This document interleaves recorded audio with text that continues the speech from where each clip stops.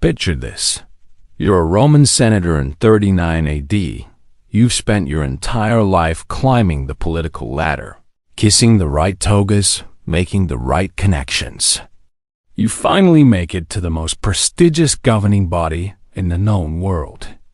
You walk into the Senate House one morning, expecting another day of boring legislative debate, and sitting in the chair next to you is a horse.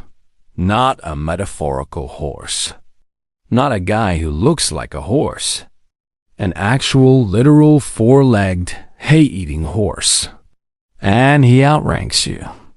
Welcome to History's Hot Mess, where we dive into the most spectacularly insane moments in human history, using the gorgeous classical art that somehow made them look dignified. I'm your host, and today we're talking about Caligula, the Roman emperor who was so unhinged. He makes your worst boss look like a productivity guru. This is the story of how absolute power corrupts absolutely, and how one man's mental breakdown nearly destroyed the greatest empire in ancient history. And yes, the horse thing really happened.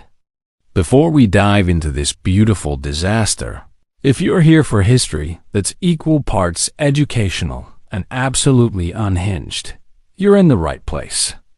Hit that subscribe button and ring the notification bell, because we're just getting started with royal disasters. And trust me, they only get messier from here. Seriously, Caligula makes Game of Thrones look like a children's bedtime story.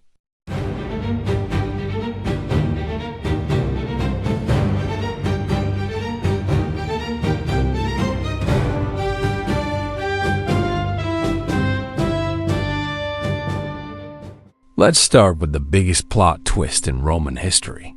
Caligula wasn't always completely insane. I know, shocking.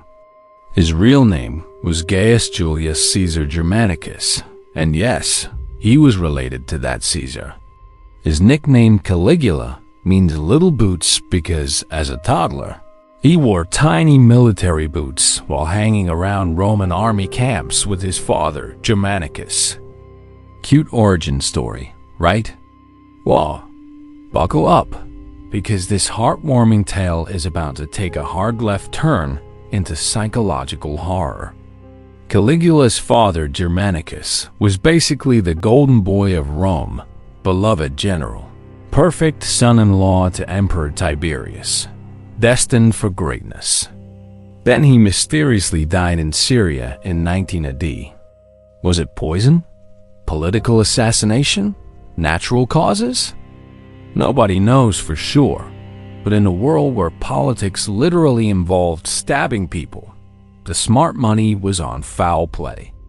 This left young Caligula, now about 7 years old, watching his mother Agrippina wage a very public, very bitter feud with Emperor Tiberius over who killed her husband. Picture the most toxic family drama you've ever witnessed. Then add absolute political power and the casual threat of execution. This kid grew up watching his family members disappear one by one. Some exiled, some imprisoned, some just gone. By the time Caligula was 19, most of his family was dead or in exile. He was living with Tiberius on the island of Capri, which sounds lovely until you realize Tiberius had become a paranoid hermit who spent his days reading execution reports and practicing his hobby of throwing people off cliffs. Here's where it gets psychologically fascinating. Caligula survived this nightmare by becoming the perfect sycophant. He never showed anger, never expressed grief, never gave Tiberius any reason to see him as a threat. Ancient historians say he became so good at hiding his emotions that he could watch his own family members being tortured without flinching. One Roman writer described him as the best slave and the worst master. Translation: he learned how to be completely submissive to survive, which is probably the worst possible training for unlimited power.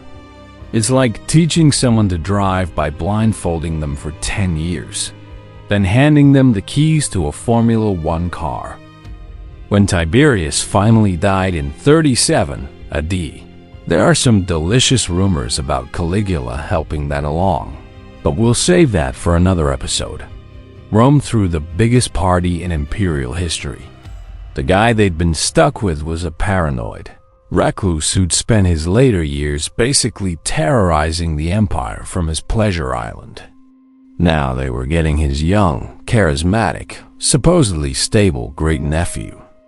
At first, Caligula was absolutely fantastic. I mean, legitimately great. He freed political prisoners, gave bonuses to the military, held spectacular games, and basically acted like the generous, people-loving emperor Rome had been desperate for.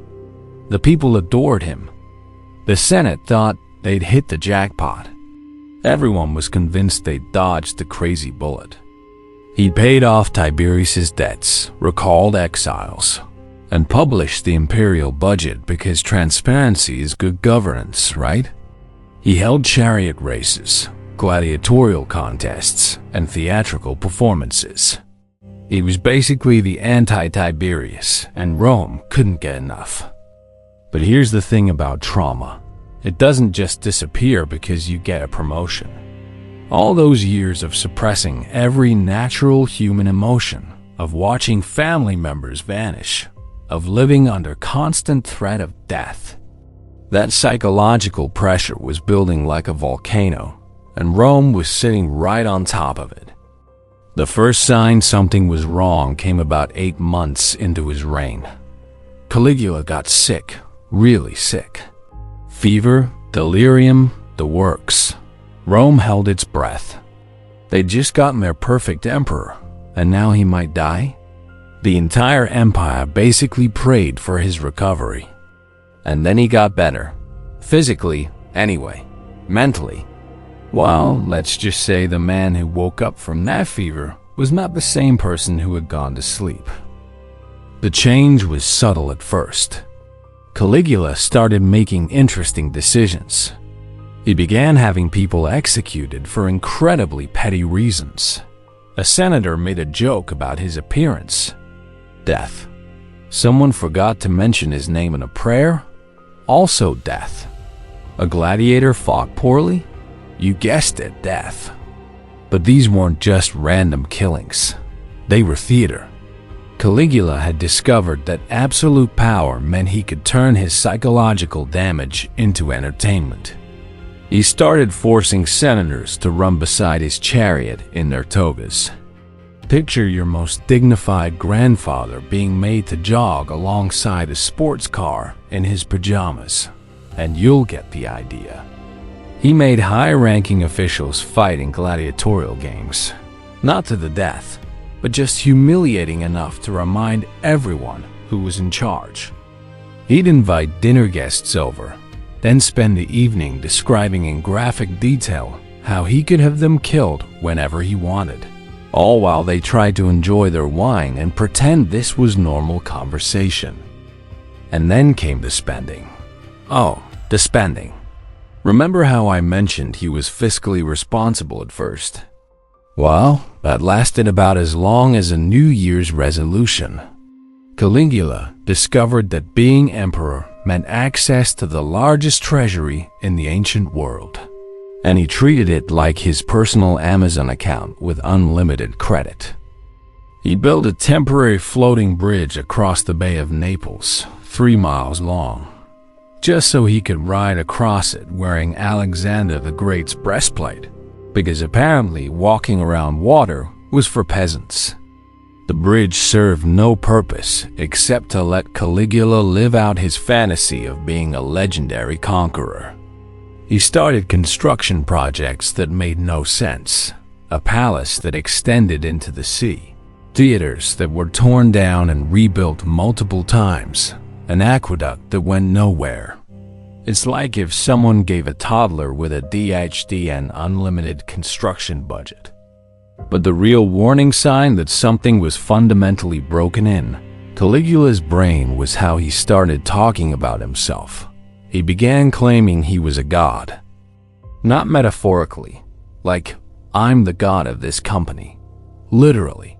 He insisted he was Jupiter, the king of the Roman gods, and demanded people worship him accordingly. He had statues of gods throughout the empire beheaded and replaced with sculptures of his own head. Imagine if your new boss not only demanded you call him sir, but also insisted you build shrines to him in your cubicle and pray to his photo every morning. That's the level of narcissistic delusion we're talking about. And this brings us to Incitatus, the horse. The reason you clicked on this video, and probably the most famous horse in human history, not named Bucephalus or Secretariat. Now, Incitatus wasn't just any horse. This was Caligula's favorite racehorse, a gorgeous white stallion who was apparently quite good at chariot racing. And in a normal world, that's all he would have been, a successful racehorse owned by a powerful man. But nothing about Caligula's world was normal anymore. Caligula didn't just love this horse. He became absolutely obsessed. And when I say obsessed, I mean he started treating Incitatus better than most Roman citizens were treated. The horse lived in a marble stable. Not a wooden stable with some marble decorations. A marble stable. The entire thing was carved from marble, with ivory mangers and purple blankets. Incitatus had a team of servants whose only job was to take care of one horse. He wore jewelry, actual gold and precious stones, because apparently regular horse accessories weren't fancy enough. The horse ate better than most people, with a diet that included the finest oats mixed with gold flakes. Yes, gold flakes, in his food, daily. But here's where it gets really insane. Caligula started inviting Incitatus to dinner parties. Not as entertainment, like, "Hey, look at my cool horse," as a guest. The horse would be led into the dining room and given his own couch, because Roman dinner parties involved reclining on couches, while senators and other important officials had to make small talk with a horse. Picture this scene. You're a Roman senator. You've spent decades studying law, rhetoric, and governance. You're dining with the most powerful man in the world, trying to discuss important matters of state, and you have to reach around a horse to grab the wine pitcher.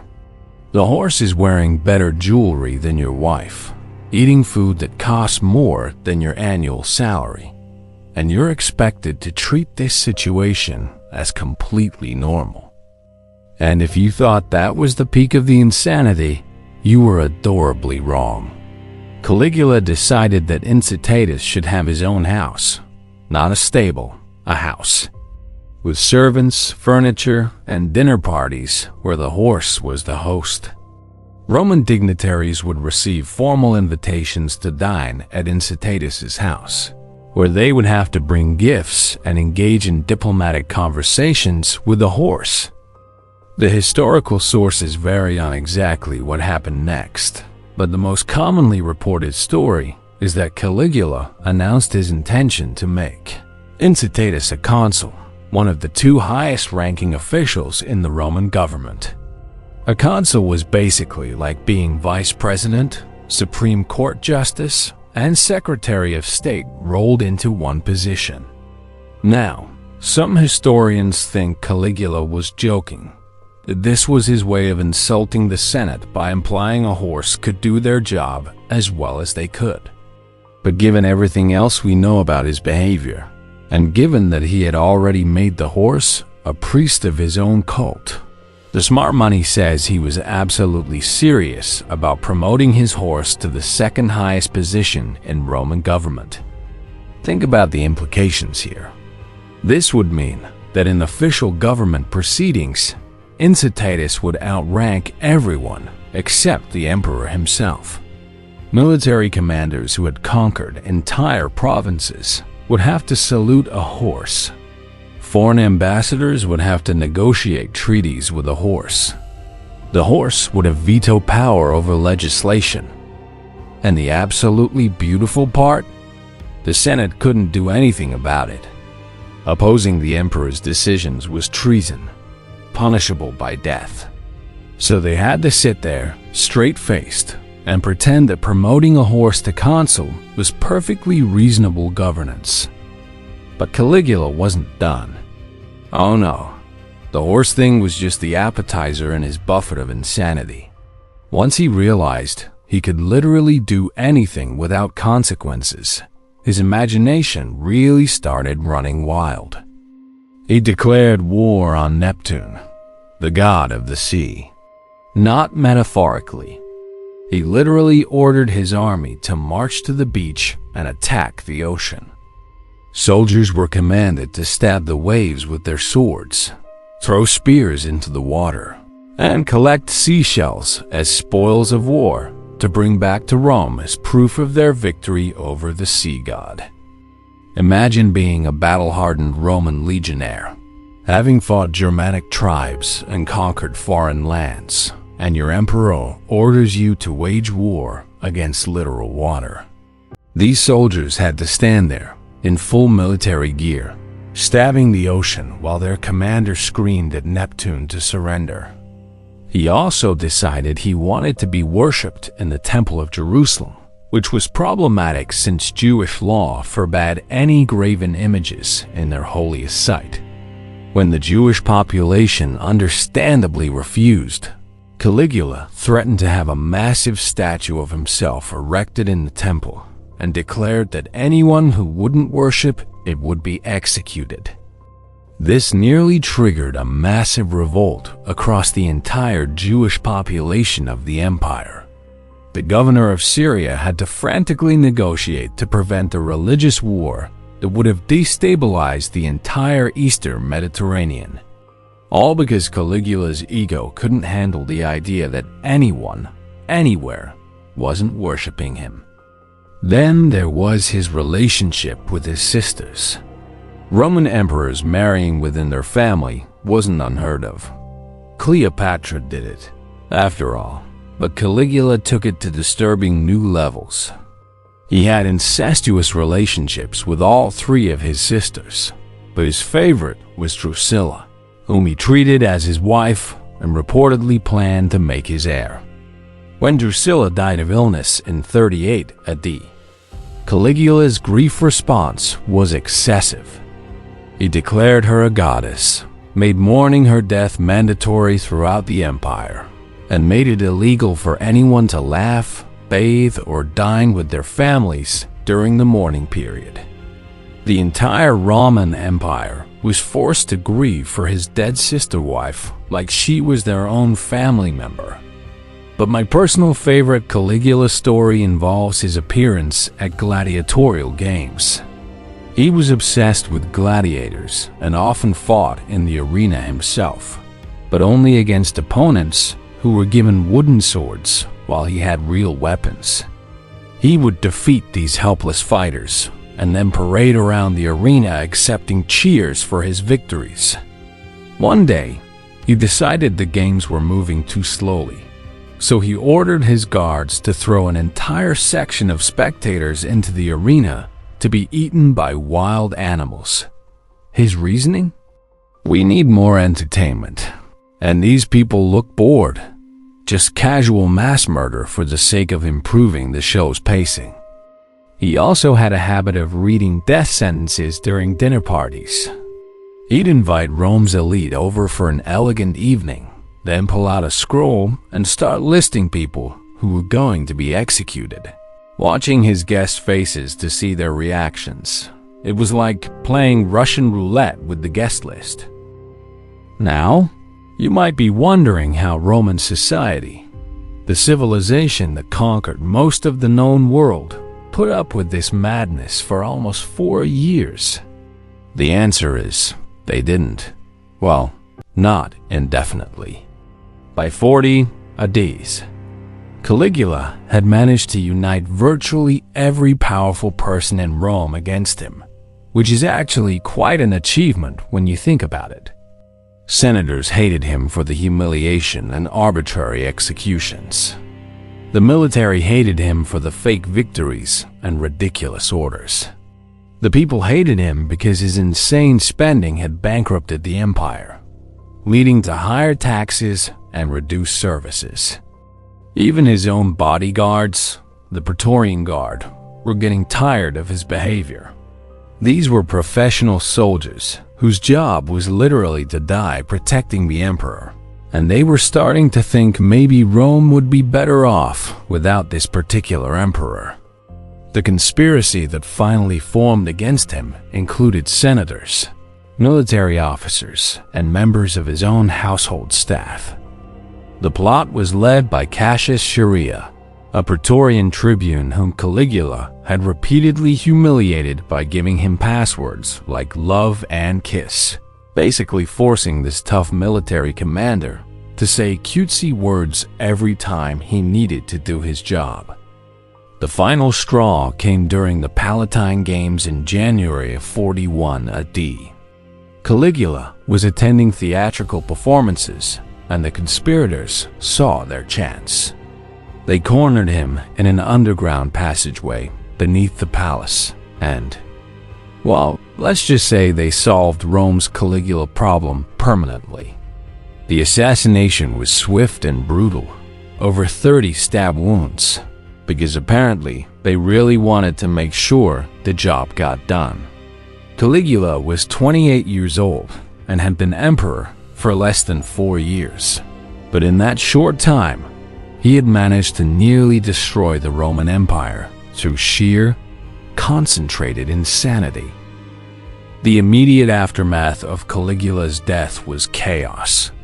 The Praetorian Guard found his uncle Claudius hiding behind a curtain in the palace, literally cowering because he thought he was next, and declared him emperor on the spot. Claudius, who had a stutter and was considered the embarrassing family member, turned out to be one of Rome's most competent rulers. Funny how that works. One of Claudius's first acts was to have Incitatus quietly retired to a nice pasture somewhere, ending the horse's brief but distinguished political career. The marble stable was converted back to normal use. The golden oats were discontinued, and Roman dinner parties returned to being horse-free zones. The Senate tried to restore the Republic, but they quickly realized that after decades of imperial rule, nobody really knew how to run a republic anymore.